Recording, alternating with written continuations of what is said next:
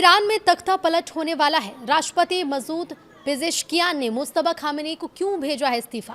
नमस्कार, बहुत स्वागत है आपका। मैं हूं आपके साथ ऋतु सिंह। ईरान इंटरनेशनल को मिली जानकारी के मुताबिक पिछले कुछ घंटों में भेजे गए एक पत्र में पेजेश्कियान ने एक गंभीर लहजे में चेतावनी दी है और कहा है कि देश का प्रशासनिक ढांचा प्रभावी रूप से आधिकारिक चैनल से भटक गया है। शासन के मुख्य स्तंभ पूरी तरह IRGC कमांडर के एक विशिष्ट गुट के नियंत्रण में आ गए हैं। तो ईरान के राष्ट्रपति मसूद पेजेश्कियान ने ईरान सर्वोच्च नेता मुस्तफा खामेनी के ऑफिस को पत्र लिख करके अपना पद छोड़ने का अनुरोध किया। ईरान इंटरनेशनल ने जानकार सूत्र का हवाला देते हुए ये रिपोर्ट की है कि इस रिपोर्ट में कहा गया है कि ईरान की व्यवस्था पर IRGC के बढ़ते प्रभाव को लेकर चिंता जताई गई। ईरान इंटरनेशनल को मिली जानकारी के मुताबिक एक जानकार सूत्र ने ईरान इंटरनेशनल को ये जानकारी दी कि ईरान के राष्ट्रपति मसूद पेजेश्कियान ने अपने पद से हटने का फैसला कर लिया। पेजेश्कियान ने इसके लिए बाकायदा एक आधिकारिक पत्र तैयार किया। ईरान के उसे सर्वोच्च नेता मुस्तफा खामेनी के कार्यालय में भिजवा दिया गया। तो वहीं पिछले कुछ ही घंटों के भीतर भेजे गए इस पत्र ने ईरान के सर्वोच्च सत्ता गलियारों में मची उथल पुथल को सार्वजनिक भी कर दिया है। वहां के नेतृत्व के बीच एक गहरी दरार की ओर साफ इशारा करती है। इस पत्र में राष्ट्रपति पेजेश्कियान ने बेहद कड़े, गंभीर और ऐतिहासिक रूप से अभूतपूर्व लहजे में देश की वर्तमान शासन व्यवस्था पर सवाल खड़े किए हैं। रिपोर्ट में दावा यह है कि उन्होंने साफ तौर पर चेतावनी दी है कि ईरान का पूरा प्रशासनिक ढांचा अब अपने आधिकारिक और कानूनी रास्तों से भटक चुका है।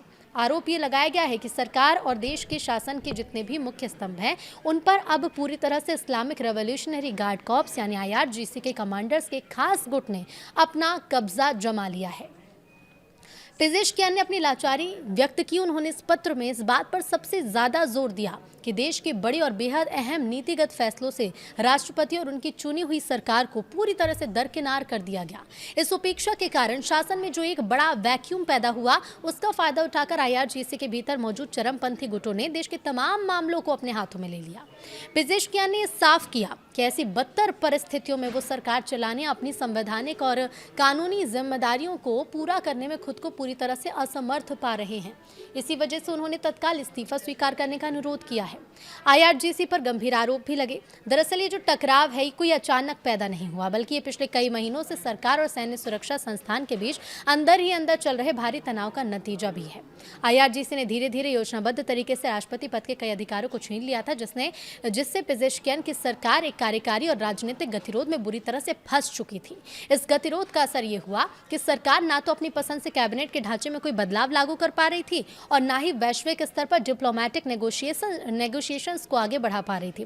फिलहाल अब ये तो साफ नहीं हो सका है कि मुस्तफा खामेनी इस इस्तीफे को मंजूरी देंगे या नहीं, लेकिन इसने ईरान की आंतरिक राजनीति में एक बड़ा भूचाल जरूर ला दिया है।